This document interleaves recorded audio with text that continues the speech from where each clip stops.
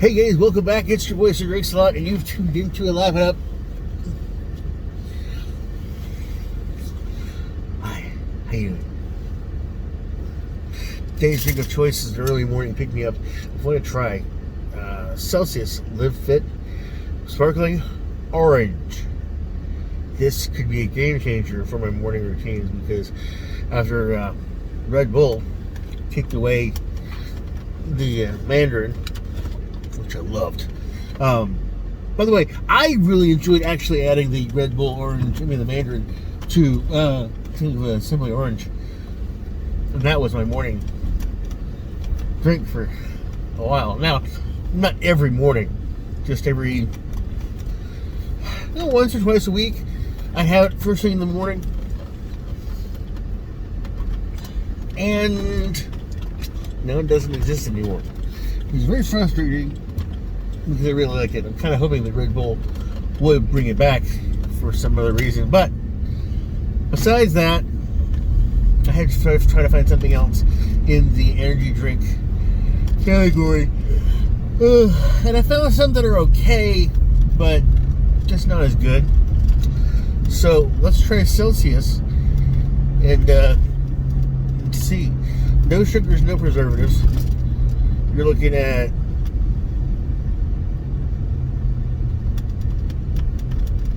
10 calories, a whole lot of vitamins.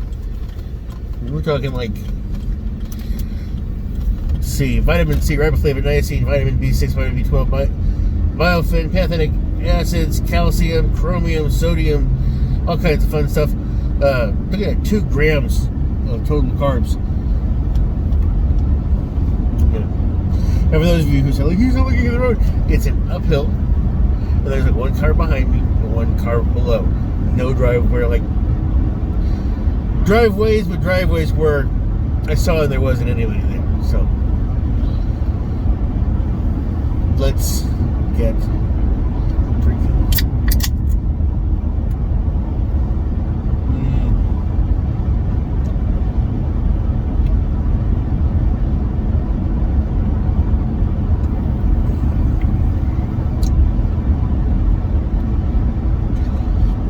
Not bad. Just a little watered down. Got the orange in there. It's a nice orange. It's kind of a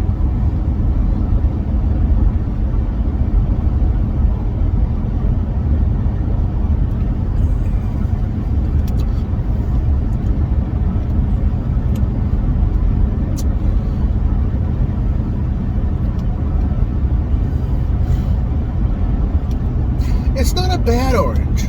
I just think it's kind of a bland. It's like a bland orange, you know. Sometimes you get that orange juice that has like kind of a not quite give you the full orange punch, but it definitely it's orange juice, you know.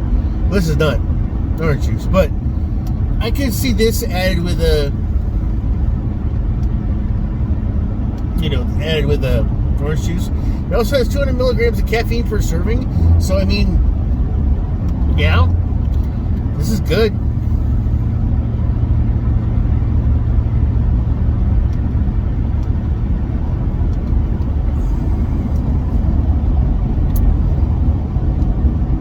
I just don't know if this will be my morning pick-me-up or not. It's okay. Maybe I'm more wanting it to be than anything else, but it's not too bad. It does kind of taste like an old orange candy, you know. It's a little bit. There's a little bit of something to it. The carbonation is good.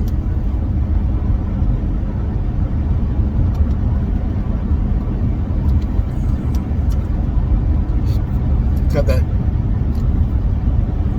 sharp carbo, not the big bubbly.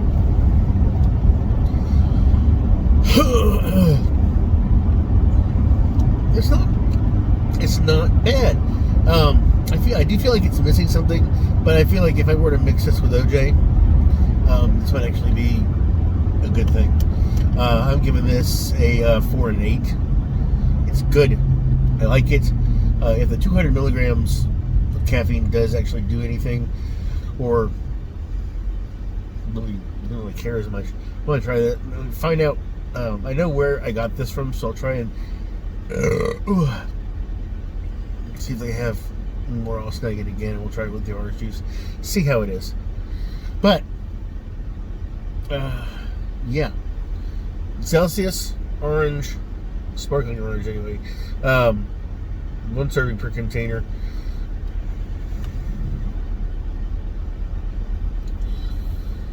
Oh goodness. No high fructose corn syrup, no aspartame, no preservatives, no artificial colors or flavors. I'm gonna check with my friend who has a problem with that. He tries to find drinks because he can't have aspartame. He literally he has an allergy to it. He's allergic reaction. He swells up. He gets a cough. You know. So I will ask him if he's tried the Celsius stuff and see if he's enjoyed them. Because it would be nice to have my videos also try to help some people. That's another thing. I would really like to make sure. I would really like to help other people if they're trying to find their drinks. You know, trying to find out what they like, what they can or can't drink due to additives and preservatives and everything. And that's okay. This is one of the best things about the internet, is that if you need something, it's on there. Okay? And here's, the other day, I was trying to program in, I don't know why I'm being more specific about this. I had a customer come in with a vehicle, and it was the programming method for it. When I grabbed one machine and hooked it up, it said there were 3 options: to program in the key, programming a key in keyless, or programming keyless. Keys usually mean there's got a chip in it, and it has to be that key has to be programmed in, otherwise it won't crank. Very simple. Well, it's not. This was what they called a proximity remote, which basically, as long as it's in the vehicle, it will crank the vehicle, right?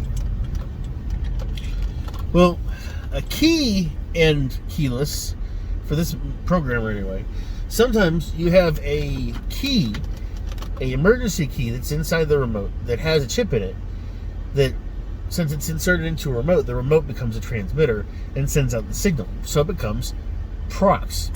It's kind of a semi-smart key. And then you have keyless, which is proximity or smart key.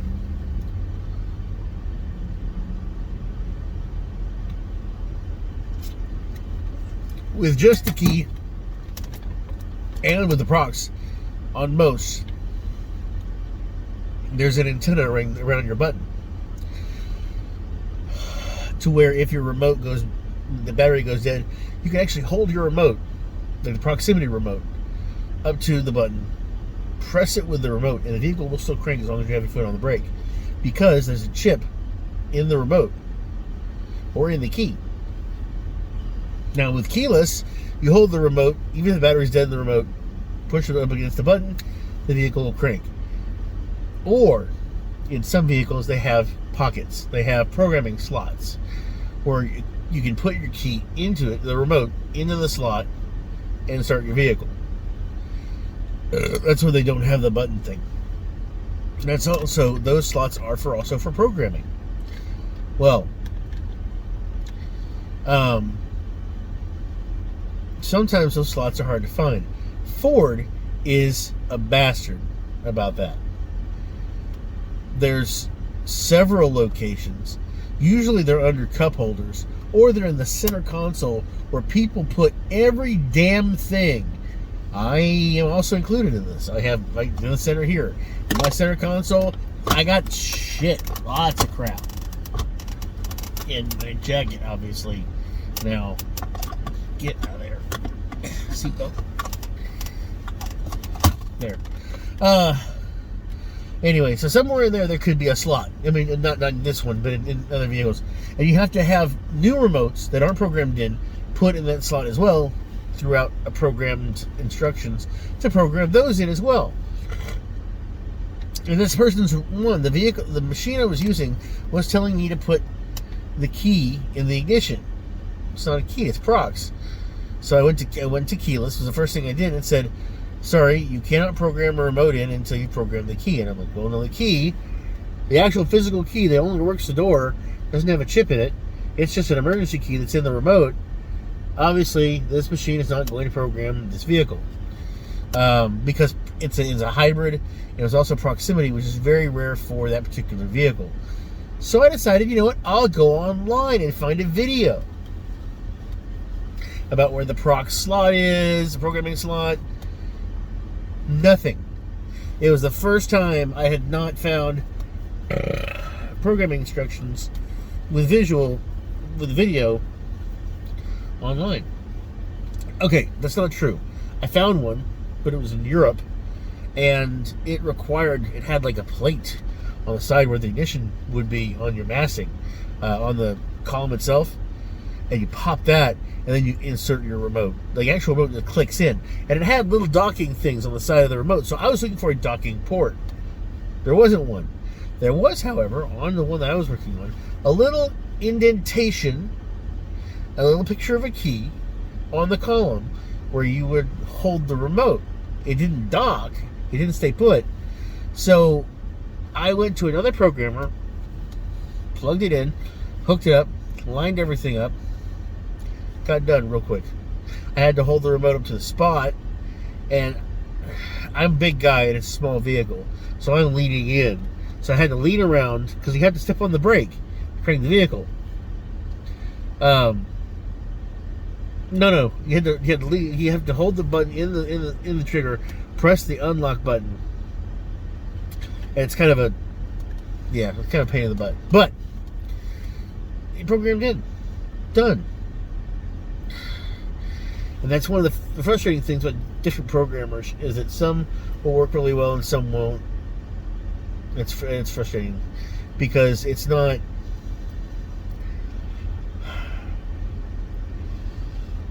I don't know of any programmers that are partnered with manufacturers. You know, these are all programmers that have been done and built by people who have had to work with the systems to program stuff in.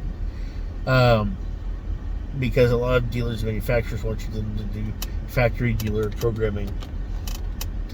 Unfortunately, you don't have the places where some manufacturers, they don't have any dealers nearby. So you have to go by somebody who's nearest to you, so a locksmith.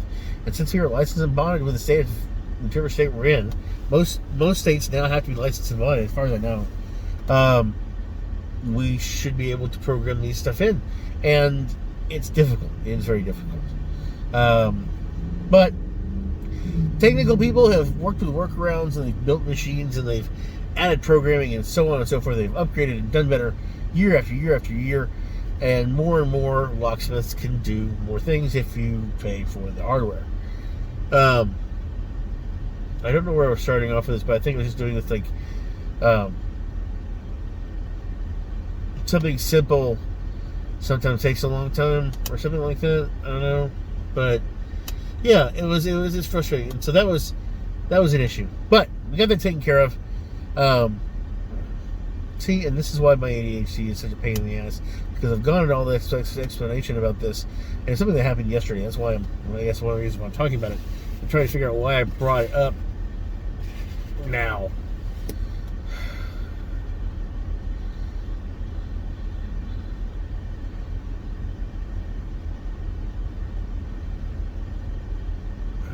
Things should be easy or difficult, but they're not, or something.